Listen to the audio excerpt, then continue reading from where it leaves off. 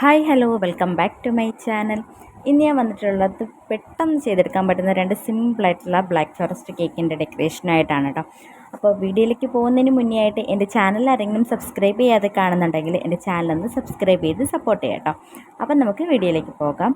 അപ്പോൾ അന്ന് എനിക്ക് പെട്ടെന്ന് പറഞ്ഞാൽ ഓൾറെഡി ഒരെണ്ണം നേരത്തെ മുന്നേ എനിക്ക് ഓർഡർ വന്നിട്ടുണ്ടായിരുന്നു. അതിൻ്റെ സ്പഞ്ച് ഞാൻ ബേക്ക് ചെയ്ത് വെച്ചിട്ടുണ്ടായിരുന്നു. ആ ഒരു കേക്കാണ് കേട്ടോ അത് ഈ ചെയ്യുന്നത്. അതിന് ശേഷമായിട്ട് തലേന്ന് രാത്രിയാണ് വീണ്ടും എനിക്കൊരു ബ്ലാക്ക് ഫോറസ്റ്റ് കേക്കിന് ഓർഡർ വന്നിട്ടുണ്ടായിരുന്നത്. ആ ഒരു കേക്ക് രാവിലെ ഞാൻ ബേക്ക് ചെയ്യാനായിട്ട് ഓവനിലേക്ക് വെച്ച് കൊടുത്തതിന് ശേഷമാണ് ഈ ഒരു കേക്കിൻ്റെ ബാക്കി ഫ്രോസ്റ്റിംഗ് ഒക്കെ ചെയ്യുന്നത് കേട്ടോ.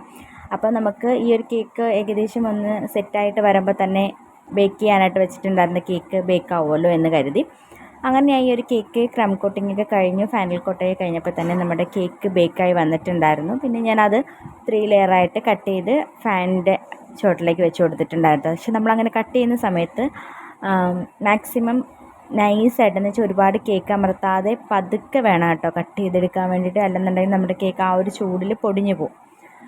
അപ്പോൾ അതായത് ഈ ഒരു കേക്ക് ഞാൻ ചെയ്തു. ഇത് ഞാൻ സെറ്റാവാനൊന്നും ഒട്ടും സമയം കൊടുത്തിട്ടുണ്ടായിരുന്നില്ല കേട്ടോ. എല്ലാ കേക്കും പെട്ടെന്ന് ചെയ്തിട്ടുണ്ടായിരുന്നു. കാരണം എനിക്ക് പിറ്റേന്ന് കൊടുക്കാൻ വേണ്ടിയിട്ട് ഒരു നമ്പർ കേക്ക് ഉണ്ടായിരുന്നു. അപ്പോൾ അതിൻ്റെ സ്പഞ്ച് ചെയ്യണമായിരുന്നു. അതിനിടയ്ക്ക് എനിക്ക് രാവിലത്തെ ഷിഫ്റ്റ് ഡ്യൂട്ടിക്ക് പോകണമായിരുന്നു. അപ്പോൾ അതിൻ്റെ ഇടയ്ക്കാണ് ഞാൻ ഈ ഒരു കേക്ക് ചെയ്യുന്നത്. അപ്പോൾ ഫസ്റ്റ് തന്നെ ഞാൻ ഇതേപോലെ കേക്ക് സെറ്റാക്കി വെച്ചു. ലെയറിൽ ഞാൻ ചെറീസ് ഇടാൻ വേണ്ടിയിട്ട് ചെറീസ് കഴിഞ്ഞിട്ടുണ്ടായിരുന്നു കേട്ടോ. അതുകൊണ്ടാണ് ചെറീസ് ഇടാഞ്ഞത്. അല്ലെങ്കിൽ നമ്മൾ ബ്ലാക്കും വൈറ്റും കൊടുക്കുമ്പോൾ ഇതേപോലെ മിൽക്ക് മെയ്ഡ് പിന്നെ ഗ്രേറ്റ് ചെയ്തിട്ടുള്ള ചോക്ലേറ്റും ചെറീസാണ് ഇട്ട് കൊടുക്കാറുള്ളത്. ചെറീസ് ഇല്ലാത്ത സമയത്ത് ഞാൻ ചെറീസ് ഇടാണ്ട് നോർമലി ചോക്ലേറ്റ് മാത്രമാണ് കേട്ടോ ഇട്ട് കൊടുക്കാറുള്ളത്. അപ്പോൾ നമ്മുടെ കേക്ക് ഫുള്ള് സെറ്റ് ചെയ്തു. പിന്നെ പെട്ടെന്ന് എളുപ്പമായിട്ട് തോന്നിയെന്ന് വെച്ച് കഴിഞ്ഞാൽ 2 കേക്കും ഈ ചെയ്യുന്ന കേക്ക് ഒരു ആനിവേഴ്സറി കേക്കും ഇപ്പം ബേക്ക് ചെയ്തുകൊണ്ടിരിക്കുന്ന കേക്ക് ഒരു ബർത്ത്ഡേ കേക്കും ആയിരുന്നു കേട്ടോ. അപ്പോൾ ബർത്ത്ഡേ കേള് നമ്മളടുത്ത് പറഞ്ഞിട്ടുണ്ടായിരുന്നത് നമ്മുടെ ചോക്ലേറ്റ് ഡ്രിപ്പിങ് മതി എന്നാണ് പറഞ്ഞിട്ടുണ്ടായിരുന്നത് കേട്ടോ. അപ്പോൾ ഞാൻ വിചാരിച്ചു എന്തായാലും 2 ബ്ലാക്ക് ഫോറസ്റ്റ് ഇടയെങ്കിൽ പിന്നെ ആ ഒരു ചോക്ലേറ്റിൻ്റെ ഡെക്കറേഷൻ തന്നെ ചെയ്യാമെന്ന് വിചാരിച്ചു. അങ്ങനെ ഈ ഒരു കേക്ക് ക്രം കോട്ടിംഗ് ഒക്കെ കഴിഞ്ഞു. ഒന്ന് സെറ്റായതിനു ശേഷം അവിടെ ഒരു 10 മിനിറ്റ് മാത്രമേ ഈ ഒരു കേക്ക് വെച്ചിട്ടുണ്ടായിരുന്നുള്ളൂ. അപ്പം തന്നെ നമ്മൾ ഫൈനൽ കോട്ട് ചെയ്യാനായിട്ട് എടുത്തിട്ടുണ്ടായിരുന്നു. ഫൈനൽ കോട്ടിങ്ങും കഴിഞ്ഞ് സൈഡിലൊരു ഡിസൈൻ സ്ക്രാപ്പർ വെച്ചിട്ടുള്ളൊരു സ്ക്രാപ്പ് ചെയ്തെടുത്തിട്ടുണ്ടായിരുന്നു കേട്ടോ. അപ്പോൾ നമ്മൾ ക്രം കോട്ടിങ് കഴിഞ്ഞ ഉടനെ തന്നെ ആ ഒരു ബേസ് കംപ്ലീറ്റ് ആയിട്ടൊന്ന് ക്ലീൻ ചെയ്ത് കൊടുത്തിട്ടുണ്ടായിരുന്നു. ഇതേപോലെയാണ് ഒന്ന് സ്ക്രാപ്പ് ചെയ്ത് കൊടുത്തിട്ടുണ്ടായിരുന്നത്. പിന്നെ ഞാൻ ചോക്ലേറ്റ് ഗനാഷ് ആക്കിയിട്ട് എന്ത് ഡെക്കറേഷൻ ചെയ്യണം എന്നുള്ള കൺഫ്യൂഷനായിരുന്നു കേട്ടോ. കാരണം ആദ്യം ഞാനൊരു സൈഡ് മാത്രം ഒഴിച്ചിട്ട് ഒരു സൈഡിൽ മാത്രം ചോക്ലേറ്റ് ഗനാഷ് ആക്കിയിട്ട് എന്തെങ്കിലും ഒരു ഡെക്കറേഷൻ ചെയ്യാമെന്ന് വിചാരിച്ചു. പിന്നെ ഞാൻ വിചാരിച്ചു വേണ്ട സമയമില്ലല്ലെങ്കിൽ പിന്നെ ഫുള്ളായിട്ട് അങ്ങ് ചോക്ലേറ്റ് ഗനാഷ് കൊടുത്ത് ഫുള്ള് സെറ്റാക്കിയിട്ട് ഒരു ഫ്ലവറും എല്ലാം വെച്ച് ഒന്ന് ഡെക്കറേറ്റ് ചെയ്യാമെന്ന് വിചാരിച്ചിട്ടോ.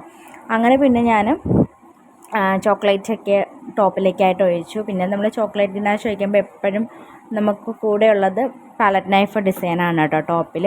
അങ്ങനെ പിന്നെ ടോപ്പിൽ പാലറ്റ് നൈഫ് ഡിസൈനും കൊടുത്തു. പിന്നെ സൈഡിൽ നമ്മൾ ട്രിപ്പിങ് വീഴുന്നതായിട്ട് ഒരു എഫക്റ്റ് കൊടുത്തിട്ടുണ്ടായിരുന്നു. അങ്ങനെ അതെല്ലാം കൊടുത്തു. ഈ ഒരു കേക്ക് ഫുള്ള് സെറ്റാക്കി ഈ ഒരു ഗനാഷ് ഒഴിച്ച് ഫ്രിഡ്ജിലേക്ക് വെച്ചപ്പോൾ തന്നെ നമ്മുടെ കേക്ക് ബേക്കായി നന്നായിട്ട് ആറിയിട്ടൊക്കെ വന്നിട്ടുണ്ടായിരുന്നു. പിന്നെ ഉടനെ ആ ഒരു കേക്ക് ചെയ്യാനായിട്ട് തുടങ്ങിയിട്ടുണ്ടായിരുന്നു കേട്ടോ. അപ്പം ഞാൻ കട്ട് ചെയ്യുന്ന സമയത്ത് കുറച്ചൊന്ന് സൈഡൊക്കെ ഒന്ന് പൊടിഞ്ഞു പോയിട്ടുണ്ടായിരുന്നു കേട്ടോ. അപ്പം നമുക്കത് കാണുമ്പോൾ തന്നെ ആ ഒരു ഡിഫറൻസ് മനസ്സിലാവുമല്ലോ.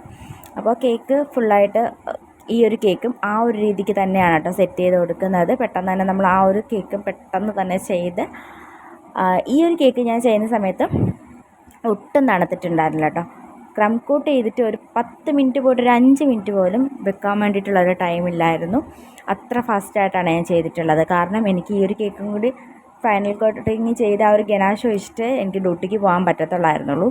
അതുകൊണ്ട് പെട്ടെന്ന് തന്നെ ഞാൻ ആ ഒരു കേക്കിൽ ഗനാഷ് ഒഴിച്ചിട്ടുണ്ടായിരുന്നു. നോർമലി ഞാൻ ഒരു അരമണിക്കൂറെങ്കിലും മാക്സിമം വെച്ചിട്ടാണ് നമ്മുടെ ടോപ്പിൽ ചോക്ലേറ്റ് ഗനാഷ് ഒഴിക്കാറ്. പക്ഷേ ഈ ഒരു കേക്ക് ചെയ്യുന്ന സമയത്ത് ഒരു 5 മിനിറ്റ് പോലും ഞാൻ ഫ്രീസ് ചെയ്തില്ല കേട്ടോ. ക്രം കോട്ട് ചെയ്തിട്ടും തണുക്കാൻ വേണ്ടി വെച്ചിട്ടുണ്ടായിരുന്നില്ല. ഫൈനൽ കോട്ട് ചെയ്തിട്ടും ആ ഒരു ഗനാഷ് ഒഴിക്കാൻ വേണ്ടിയിട്ട് തണുക്കാൻ വേണ്ടിയിട്ട് വെച്ചിട്ടുണ്ടായിരുന്നില്ല കേട്ടോ. പെട്ടെന്ന് തന്നെയാണ് എല്ലാം ചെയ്തെടുത്തിട്ടുണ്ടായിരുന്നത്. പിന്നെ ഇതിന് ശേഷം ഈ ഒരു കേക്ക് കംപ്ലീറ്റ് ഈ ഒരു ഗനാഷ് ഒഴിച്ച് വെച്ചിട്ട് ഞാൻ ഡ്യൂട്ടിക്ക് പോയിട്ടുണ്ടായിരുന്നു. അത് കഴിഞ്ഞിട്ട് ഉച്ചയ്ക്ക് വന്നിട്ടാണ് ആ ഒരു പിറ്റേന്നത്തേക്കുള്ള നമ്പർ കേക്കിൻ്റെ സ്പഞ്ച് ആക്കിയതിന് ശേഷമാണ് കേട്ടോ നമ്മൾ ഈ ഒരു കേക്കിൻ്റെ ഡെക്കറേഷൻ ചെയ്തെടുക്കുന്നത്. അപ്പോൾ ഈ ഒരു ഗനാഷ് ഒഴിക്കുന്ന സമയത്തും എന്ത് ഡെക്കറേഷൻ ചെയ്യുമെന്നുള്ളൊരു മൈൻഡേ ഇല്ലായിരുന്നു. ലാസ്റ്റ് മിനിറ്റിലാണ് കേട്ടോ കയ്യിലുണ്ടായിരുന്ന കുറച്ച് ലേസർ പ്രിൻ്റൊക്കെ വെച്ചിട്ട് കേക്ക് ഒന്ന് സെറ്റാക്കി എടുത്തിട്ടുണ്ടായിരുന്നത്. പക്ഷേ കസ്റ്റമറിന് ഒരുപാട് ഇഷ്ടപ്പെട്ടിട്ടുണ്ടായിരുന്നു കേട്ടോ. ആ മോള് വിളിച്ചിട്ട് പറഞ്ഞായിരുന്നു ആൻറ്റി കേക്ക് നന്നായിട്ട് ഇഷ്ടപ്പെട്ടു. കാരണം നമുക്ക് ഒരു ക്യൂട്ടായിട്ടുള്ളൊരു ഡിസൈനായിരുന്നു. ഞാൻ ആ ഒരു പ്രിൻ്റ് എടുത്ത് വെച്ചിരുന്ന സമയത്ത് ഇങ്ങനെ ആലോചിച്ചു ഇതിനിപ്പോൾ ആരും ഓർഡർ തന്നിട്ട് അതിങ്ങനെ ചെയ്യാൻ വേണ്ടിയിട്ടാണ് എന്നുള്ളത്.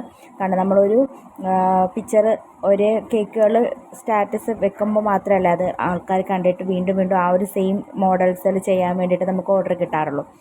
അപ്പോൾ ആനിവേഴ്സറി കേക്കിൽ കുറച്ചൊരു ആർട്ടിഫിഷ്യൽ ഫ്ലവേഴ്സും ബട്ടർഫ്ലൈ ഒക്കെ വെച്ച് സെറ്റാക്കിയിട്ടുണ്ടായിരുന്നു. പിന്നെ ഇതിൽ എൻ്റെ ഉണ്ടായിരുന്നത് ഈ ഒരു ടൈപ്പ് ടോപ്പേഴ്സ് ആയിരുന്നു കേട്ടോ. ഇതേപോലെ ഒരു ഗേൾ ഒരു ബട്ടർഫ്ലൈ ആയിട്ടൊക്കെ ഇരിക്കുന്ന വെച്ചിട്ട് പിന്നെ ടോപ്പിൽ ആ ഒരു സെയിം ബട്ടർഫ്ലൈ തന്നെ വെച്ച് കൊടുക്കുകയായിരുന്നു കേട്ടോ ചെയ്തിട്ടുണ്ടായിരുന്നത്. അപ്പോൾ ഫൈനൽ ചെയ്ത് വന്നപ്പോൾ എനിക്കും ഭയങ്കരമായിട്ട് ഇഷ്ടപ്പെട്ടിട്ടുണ്ടായിരുന്നു കേക്കിൻ്റെ ഫൈനൽ ലുക്ക്. അങ്ങനെ പിന്നെ നമ്മൾ ആ ഒരു വിപ്പിംഗ് ക്രീമിൽ തന്നെയാണ് കേട്ടോ മാറ്ററും കാര്യങ്ങളൊക്കെ എഴുതി വെച്ചിട്ടുണ്ടായിരുന്നത്. പിന്നെ ആ ഒരു സമയത്ത് നല്ല മഴയുള്ളൊരു ടൈമായിരുന്നു കേട്ടോ. ഡെലിവറി കുറച്ച് ബുദ്ധിമുട്ടായിരുന്നു. കാരണം മഴയത്ത് 2 വീലറിൽ ആ ഒരു കാര്യം മാത്രമേ ഉള്ളൂ ബുദ്ധിമുട്ടായിട്ടുള്ളത്. എന്നാലും നമ്മളെല്ലാം സെറ്റായിട്ട് ചെയ്തിട്ടുണ്ടായിരുന്നു. കേക്കിൻ്റെ എല്ലാം ഫൈനൽ ലുക്ക് ഞാൻ ലാസ്റ്റ് പിൻ ചെയ്തേക്കാം. കേക്കിൻ്റെ ഫോട്ടോസ് എല്ലാം നിങ്ങൾക്ക് ഇഷ്ടപ്പെടുവാണെങ്കിൽ പ്ലീസ് ലൈക്ക് ചെയ്യുക, ഷെയർ ചെയ്യുക, കമൻറ്റ് ചെയ്യുക. അതോടൊപ്പം തന്നെ എൻ്റെ ചാനൽ സബ്സ്ക്രൈബ് ചെയ്യാത്ത കൂട്ടുകാർ എൻ്റെ ചാനലൊന്ന് സബ്സ്ക്രൈബ് ചെയ്ത് സപ്പോർട്ടോടെ ചെയ്യണം കേട്ടോ. അപ്പോൾ ഇന്നത്തെ വീഡിയോ ഇത്രയേ ഉള്ളൂ. അടുത്തൊരു വീഡിയോ ആയിട്ട് കാണുന്നത് വരെ താങ്ക് യു ഫോർ വാച്ചിങ്.